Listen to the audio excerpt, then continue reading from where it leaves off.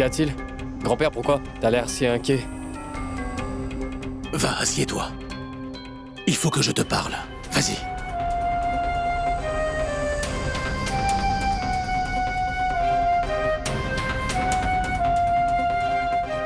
Viplav, combien de fois est-ce que je te l'ai dit? Que tu es tout ce que j'ai de plus cher. Que tout ce qui m'appartient est à toi. Ma fortune, mes terres et cette maison, tout appartient. Parce que j'étais certain qu'un jour tu élèverais au plus haut le nom de ton grand-père, que tu lui ferais honneur. Mais là, Viplav, j'ai comme l'impression, pour la toute première fois, que peut-être mon rêve ne se réalisera pas. Parce qu'il semble que mon petit-fils ressent le besoin de mentir à son grand-père. Je sens que tu ne me respectes pas. Dis-moi franchement, pourquoi ce mensonge? Hier, vous n'avez pas fait la fête. Je sais que tu m'as menti, Viplav. Pourquoi? Je te demande pardon, grand-père. Je ne te mentirai plus jamais.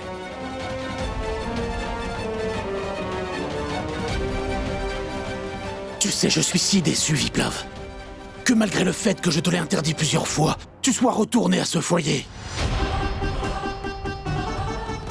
Et grand-père, je n'avais pas l'intention d'y retourner. Ce qui s'est passé, ce n'était pas du tout prévu. C'est arrivé. Je ne sais pas non plus comment ni pourquoi c'est arrivé. Mais ce n'était pas du tout mon intention de te faire du mal, grand-père. Et j'ai tellement honte de devoir te demander pardon. Pardonne-moi, je t'en supplie. Non, Viplav, je suis désolé. Cette fois, je ne t'épargnerai pas.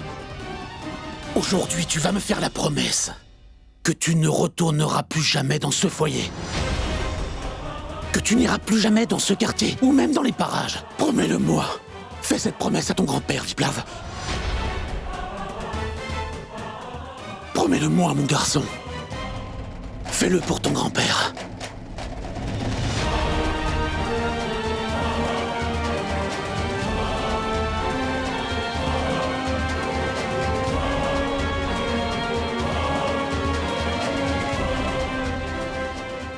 Vous savez quoi, grand-père?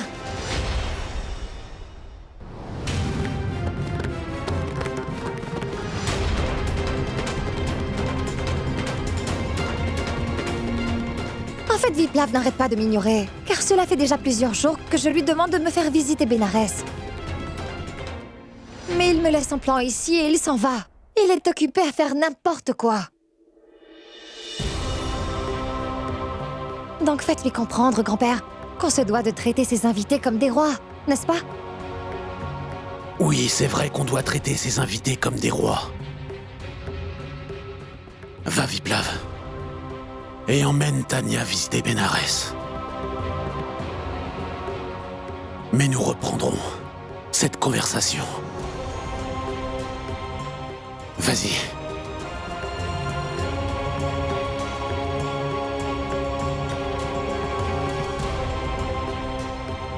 Merci bien, grand-père. Au revoir.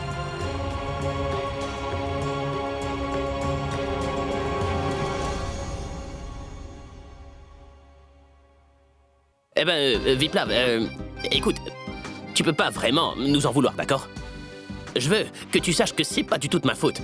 Ton grand-père est apparu et s'est mis à nous poser des questions, mais moi j'ai pas voulu vendre ma mèche. Si c'était Pankaj, c'est lui qui a parlé, ouais. Mais t'en fais pas, Pankaj, c'est pas grave, t'en fais pas. Et tu sais très bien comment est ton grand-père, non? Il est intimidant, on pouvait pas faire autrement. On a dû lui dire... Mais c'est fait maintenant. Donc on peut oublier ça. Oui, Viplav, oublie ça. D'accord, les gars, oublions ça. En fait, je voulais éviter que mon grand-père découvre que j'étais avec cette jeune veuve. Je savais que cela le rendrait furieux, c'est pour ça que je ne lui ai rien dit. Viplav, je suis en colère contre toi. Tu étais censé m'emmener visiter Bénarès. Au lieu de ça, tu m'as emmené ici pour les voir. Bon, laisse tomber. Prenons un selfie. Vas-y.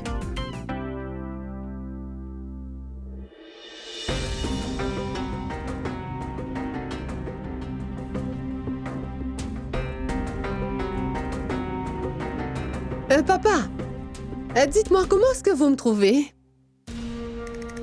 Je suis jolie, n'est-ce pas? Regardez.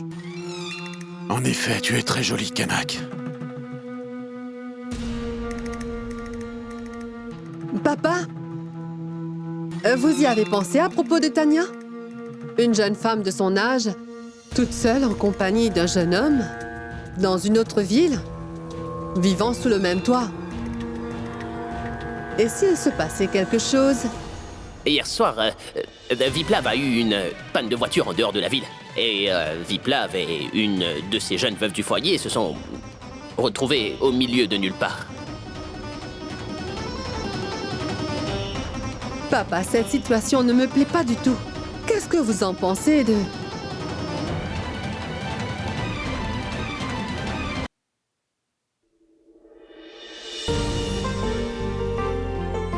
Hé, beau gosse. Qu'y a-t-il? À qui tu penses comme ça, hein? Tu es malade ou quoi? À qui est-ce que je penserais? Mais non. Je ne suis pas malade. Je veux te parler d'une chose importante. Alors vas-y, je t'écoute. Je voulais te parler de Danny. Danny, dis-moi, as-tu parlé à l'avocat? Oui, au nouvel avocat. Et cet avocat nous demande 25 000 roupies, maman. 25 000? Où va-t-on trouver une somme pareille, Danny? J'en ai pas la moindre idée. Où on va trouver cet argent? 25 000 roupies, c'est beaucoup d'argent, maman. Je ne vois vraiment aucune solution. Je n'arrête pas de penser à Danny et à ses autres veuves.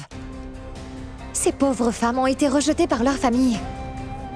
Si elles se font éjecter de ce foyer, où vont-elles aller, les pauvres? Que leur arrivera-t-il? Et pourquoi est-ce que tu m'en parles? Il faut que tu reprennes cette affaire et que tu défendes ces veuves. S'il te plaît. Tu te souviens qu'on a prêté serment quand on a obtenu nos diplômes? Et nous avions promis de défendre les personnes les plus vulnérables et de défendre tous ceux qui auraient besoin d'un soutien juridique. Je veux dire, ceci est ton tout premier cas, Viplav. Tu ne devrais pas t'inquiéter uniquement des honoraires que tu vas gagner. Le plus important, c'est surtout le respect de soi que tu gagneras à travers cette affaire. Et c'est la confiance en soi et le respect que tu obtiendras. Et en tant qu'avocate, je peux te dire que l'humanisme est le plus important pour un avocat. Et qui plus est, en défendant cette affaire, nous aurons la bénédiction de ces veuves. Il n'y a pas mieux que ça pour débuter notre carrière.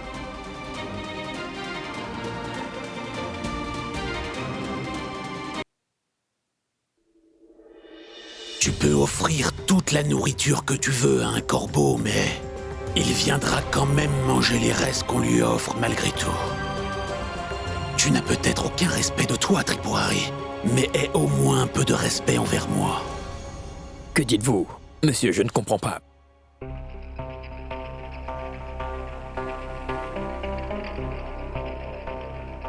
Et moi, je ne comprends pas, Tripurari. Comment tu as osé me mentir de cette façon? Viplav était avec cette jeune veuve hier soir, n'est-ce pas? Et toi, tu m'as dit qu'il n'était même pas dans les environs. Mais non, pas du tout, monsieur. Ce n'est pas faux, je suis sûr qu'il y a un malentendu. J'ai monté la garde toute la nuit devant les portes de ce foyer. Monsieur Viplav n'y était pas. Mais je t'avais demandé de garder un œil sur Viplav et non pas de garder un œil sur la porte d'entrée de ce foyer. Car si j'avais besoin de quelqu'un pour surveiller les portes du foyer, j'aurais confié cette tâche à un chien à la place. Pour quelle raison est-ce que je t'aurais élevé, dis-moi? Ah oui. Tu récoltes les fruits des efforts de ta mère en habitant avec moi. Je reconnais mon erreur. C'était une erreur de ma part de te donner l'éducation que tu as eue. C'était une erreur de ma part de mettre ma confiance en toi. Je pensais que tu aurais peut-être le même désir que ta mère de me servir. Loin de là, je me suis trompé sur toi. Tu ne possèdes aucune des qualités de Durga, qui me regardait avec les yeux remplis de dévotion. Mais toi, par contre, tu n'as aucune reconnaissance malgré tout ce que j'ai fait pour toi. Pourquoi n'essaies-tu pas de parler à l'autre avocat, Danny? Maintenant que nous avons la confirmation que les documents ne sont pas avec lui, tu pourrais au moins essayer de lui parler. Il défendra notre affaire gratuitement.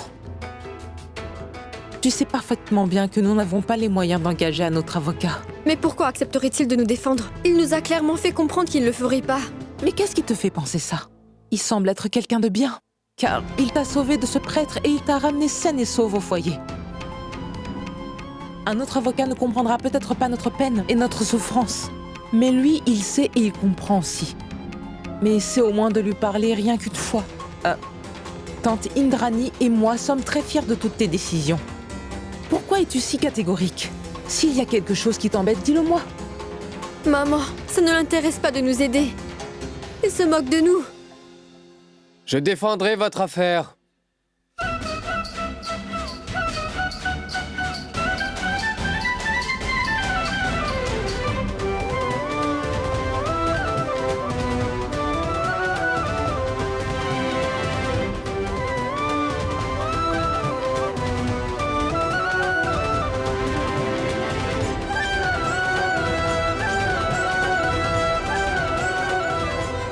Et je vais faire ce que je peux pour sauver votre foyer.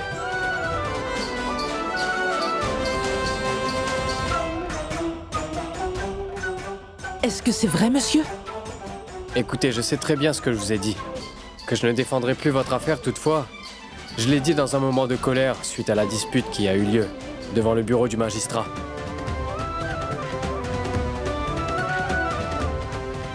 Mais je vais défendre votre affaire et je me battrai jusqu'au bout, afin que vous puissiez rester ici dans votre foyer. Ça veut dire que vous défendrez notre affaire? Est-ce que je me suis exprimé en chinois? J'ai une condition. C'est que chacune des habitantes de ce foyer donne leur accord, pour que je puisse défendre cette affaire devant le magistrat.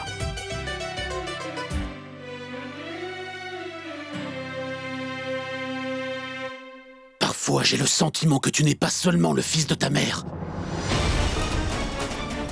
Tu es la grâce qui provient de moi. La grâce. Tu me dégoûtes. Tu es un bon à rien répugnant.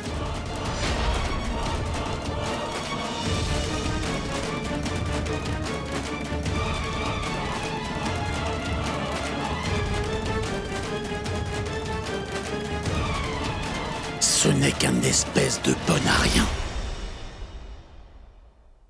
Non, non, mon garçon. Aucune d'entre nous n'a de problème avec ça.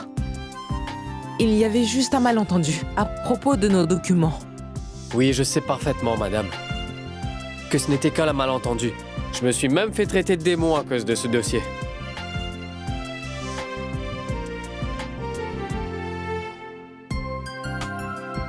Madame, Viplav n'y est pour rien dans cette histoire. Je vous jure que Viplav n'a pas ces documents. Toutefois, il n'y a vraiment pas à s'inquiéter. Je ferai tout mon possible pour retracer des copies de ce dossier, d'accord? Est-ce que c'est faisable, madame? Oui, bien sûr. Nous vous en sommes vraiment très reconnaissants. Vous nous avez redonné de l'espoir, monsieur. Non, attendez, madame.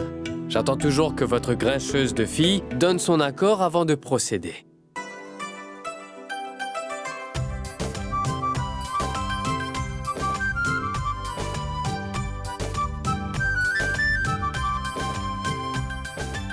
Tout ce que j'ai fait jusque-là n'était pas fait méchamment. Si vous proposez d'être notre avocat et que tout le monde ici est d'accord, alors je n'ai aucune objection. Aujourd'hui, ce qui compte, c'est de sauver le foyer. Et non la haine que je ressens pour vous.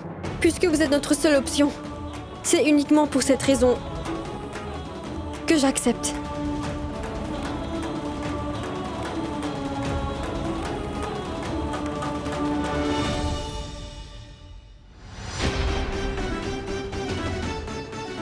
Est-ce que tu as perdu la tête?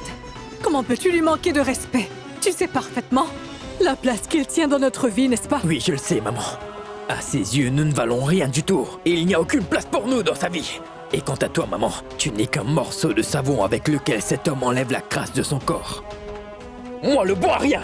Je suis la crasse qui provient de son corps. Mais laisse-moi te dire une bonne chose. J'attends qu'une opportunité se présente. Et tu sais quoi? On dit que la flèche d'un homme ordinaire suffit à abattre un géant. Alors si le grand prêtre doit mourir, alors ce sera la flèche de Tripurari qui le tuera.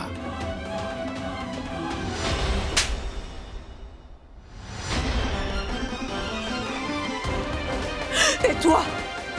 Plus un mot. Ce que nous sommes aujourd'hui, c'est grâce à cet homme. C'est grâce à sa bonté. Pas grâce à sa bonté, maman. C'est pas grâce à sa bonté. De temps en temps, il nous jette quelques miettes et c'est tout, maman. Pour que nous restions en vie tous les deux. Et en échange de ces miettes, nous lui donnons nos armes. C'est ainsi qu'il achète ta dévotion et ma confiance. Mais laisse-moi te dire une chose, maman. Cela ne va pas durer encore longtemps. Car tu sais quoi? Il y a une limite à tout, maman. À force de mettre trop de pression, ou bien ça finit par se briser, ou alors ça finit par exploser avec puissance. Et ça risque de faire de gros dégâts, maman.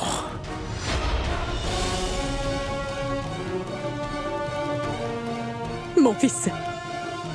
Mon fils, mais qu'est-ce que tu comptes faire? Vas-y, dis-moi.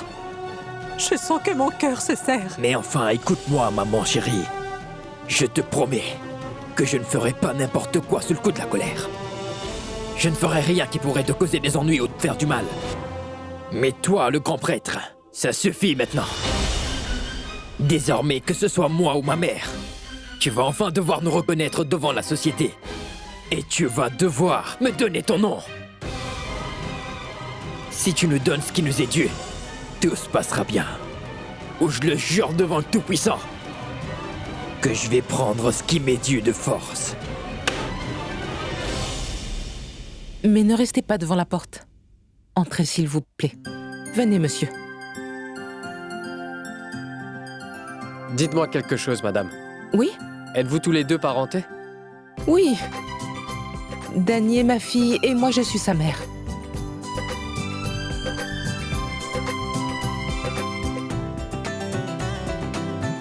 Asseyez-vous. Merci bien. Toutes mes excuses, monsieur l'avocat. L'autre jour, je ne sais pas ce qui m'a pris de vous dire tout ça. Je ne suis pas éduquée. Et de ce fait, je mets du temps à comprendre les choses. Et je n'ai pas votre intelligence. Écoute, c'est déjà tout oublié. Oublions le passé. À quoi ça servirait de revenir là-dessus? Est-ce que quelqu'un va nous offrir un verre d'eau ou on continue à faire des excuses?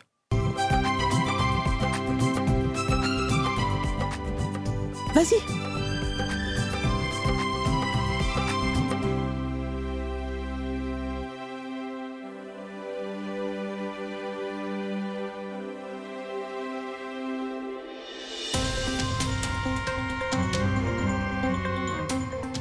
Écoute, décide d'une bonne fois. Si tu veux me donner ce verre d'eau ou pas.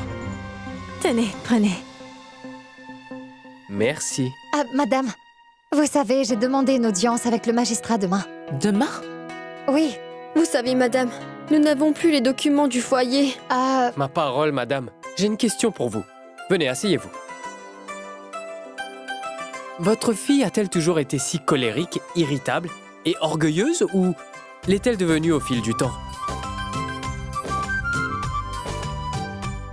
Vous voyez, elle me regarde avec colère, tout comme un chat qui s'apprête à s'attaquer à moi. Vous savez quoi? N'importe quel autre avocat aurait pris la fuite. Ouais, en moins de 2.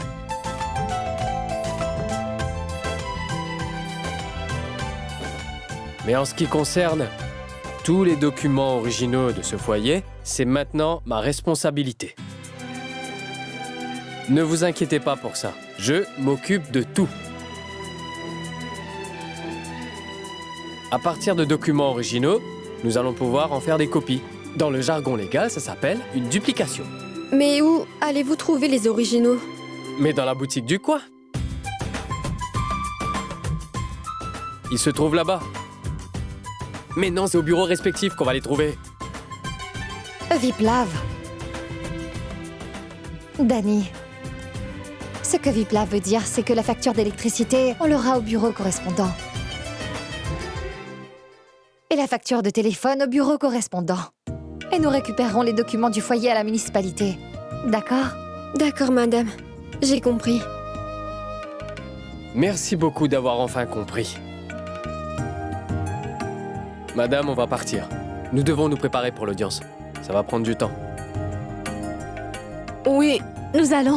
Oui, madame. Nous devons aller récupérer des copies des documents aux départements respectifs. oui, et vous deux accompagnez-les. Vous savez quels sont les documents qu'il faut, alors vous pourrez peut-être les aider. Moi, je suis prête. Est-ce qu'on va à une foire? On va dans des bureaux où il y a déjà une foule. D'accord, d'accord. C'est bon. Ceux qui veulent venir peuvent venir. Je vais attendre dans la voiture. Mon garçon, je vous remercie vraiment de tout mon cœur. Ne vous en faites pas, madame. Je vais me donner à fond pour défendre votre affaire. Ne craignez rien. Et dites à vos grincheuses de filles qu'il faut partir, car nous n'avons pas toute la journée.